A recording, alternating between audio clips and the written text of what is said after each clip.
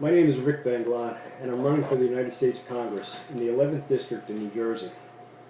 I've been a New Jersey resident all my life and have called Denville my home for the last 23 years. I've been married to my beautiful wife Peg for 24 years, and we have 3 sons, Johnny, Richie, and Daniel. Both Richie and Daniel have enlisted in the United States Marine Corps, and Richie is currently serving on active duty in Japan. While the boys were growing up, we were always busy with school functions, sporting events, and scouting program. As the boys grew, I began to get more involved with our church, Resurrection Parish in Randolph. And in 2004, I began to study more about my faith and was ordained a deacon in 2009. Since that time, I've been involved with different ministries, such as with the Department of Persons with Disabilities through Catholic Charities, and I'm currently affiliated with the Pastoral Care Department at Morristown Medical Center. I'm also involved in my home parish, serving in various ministries and liturgical functions. Throughout our life together, I've been self-employed as a home improvement contractor. I started my own business in 1989, and I continue to work in that field today. You and I can see, as the people who make our country work, that our economy is not improving. Work is sporadic, regulations have increased, costs have skyrocketed on everything, including insurance, taxes and fees, materials, and gasoline. Everything that we need to run a business just keeps going up. And at the same time, the cost of consumer goods and all the staples of life, such as food, clothing, electricity, and everything, has risen dramatically. What's not increasing? Our incomes. The amount of money that we make and need to take care of our family has stagnated or even fallen over the last 5 or 6 years. While there are many reasons for this sagging economy that we have, the main reason is that the federal government has become too big, too costly, and too intrusive in our lives. Our federal government has grown to be, as one writer recently pointed out, the nation's largest creditor, debtor, lender, employer, consumer, contractor, grantor, property owner, tenant, insurer, healthcare provider, and pension guarantor. The federal government has become the regulator of almost all aspects of our lives and dictates and mandates most everything, no matter how minute and mundane, right down to the types of toilets that we use and the kinds of light bulbs that we're able to buy. The federal government is everywhere in our lives. It's designing our cars, it's mandating what our kids study in school, telling us what we should eat and drink. It's also mandating what kind of health care we are supposed to have. It keeps tabs on us by monitoring and collecting our personal communications through agencies that we pay for. Is this the way it was supposed to be? Is this what the founders had in mind when they wrote about life, liberty, and the pursuit of happiness? Our government was designed to be run by the people. It was supposed to be a government of citizen servants. The federal government was supposed to have limited power, and there were checks and balances put in place to keep it so. Since that time, that model of citizen government has been replaced with a permanent ruling class. What we have today is a government full of career politicians, more concerned with their re-election rather than doing what they were elected to do. They govern by polls, with an eye on the politics of an issue, weighing how an issue can either hurt or help their re-election, rather than governing for the good of the hard-working, tax-paying citizens of our country.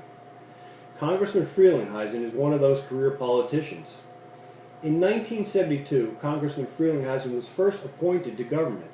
Since that time, he has spent 42 years in government. In all of his years, he's never worked outside of the government, always receiving a paycheck from the taxpayers. He's never had to make a payroll. He's never had to drum up work. He's always been insulated from the realities of the economy. He was born and bred of government. And though I commend his service, I think it's about time he retired. Like many people in Washington today, they only know one thing, and that's government. And government has at this point in time 3 major functions. One is to restrict our freedoms and liberties through legislation and regulations. The second is figuring out ways to take our hard-earned money through taxation and fees. The third is figuring out ways to spend that hard-earned money that they take from us. And at that, they are all adept at.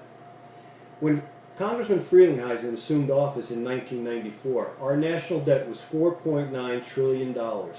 Today, as I speak, the national debt is over $17.5 trillion. According to the CBO, the federal government consumes almost 25% of all goods and services produced each year by the American people. This is a far cry from the idea of limited government that the Founding Fathers had envisioned.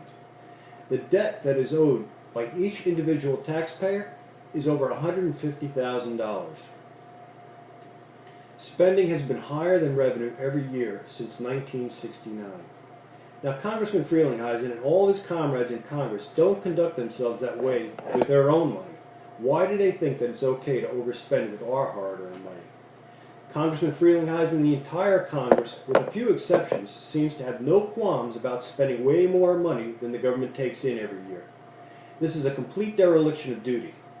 And the worst part is that these people, the people that we elected to watch over the purse, are piling debt on generations that haven't even been born yet. They don't have a problem with spending today and having our children and grandchildren pay for it later on.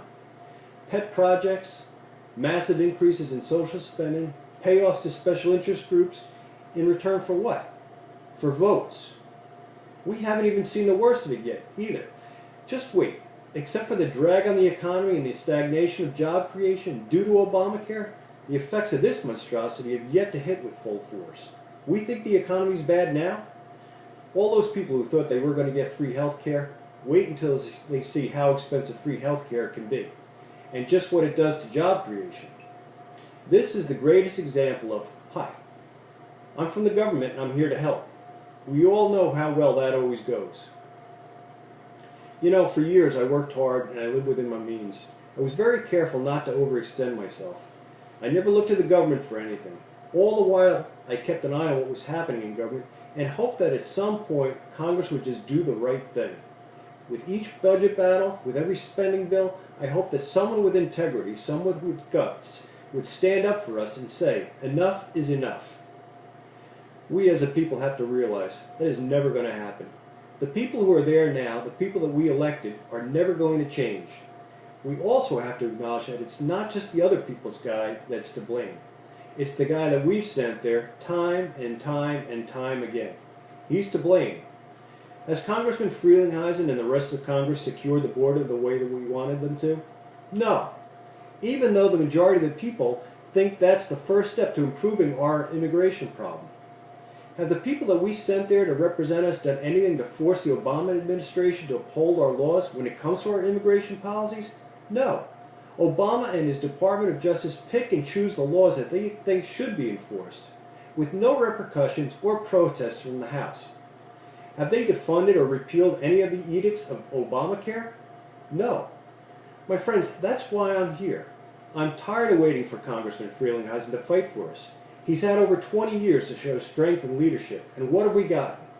Go along to get along. Well, I do say enough is enough. My friends, I'm here to ask for your vote in the Republican primary this June. I'm asking you to stand with me to fight against the career politicians who take us for granted. Politicians who no longer fear us, thinking that a seat belongs to them because of longevity. Or worse yet, because they're part of a dynasty, as I've heard the Frelinghuysen family referred as. My friends, we don't have dynasties in this country. We don't have political royalty in the United States. Friends, I'm asking for your help in restoring the citizen government that it was supposed to be. The power of government comes from the people, and it's time we, the people, took it back.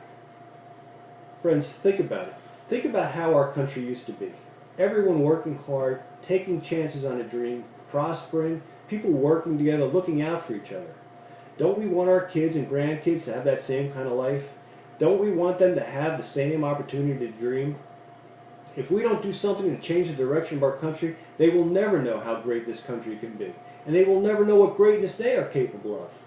The only way to change the direction that we are headed in is to change the people that we elect. We can do this. We can do this together. It means taking a chance and trying something different. It means going against the conventional wisdom and throwing the so-called experienced experts out and trusting in people who actually make the country work. Today I'm asking you to please vote for me in the June 3rd primary. I want to fight for you and I want to fight for your family by working to restore the greatness of our beautiful country.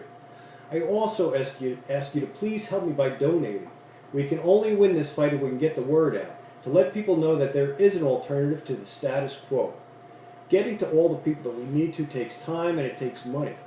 Please consider generously donating both. I promise you that I will not squander either. I'd like to leave you with this last thought. When Ronald Reagan took office, our country was in a terrible state. In 8 short years, he was able to turn our country completely around. our economy, because of his policies, became the engine of the world economy. Our standing in the world as a superpower was reestablished. Our people were working hard and there was a real feeling of optimism. We can turn this around again. We should not accept that this is the way it has to be, but we have to start now. We can once again be Reagan's shining city on the hill. Working together, our best days are yet to come.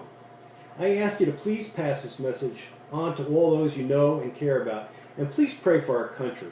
And may God bless you and your families, and may God bless the United States of America.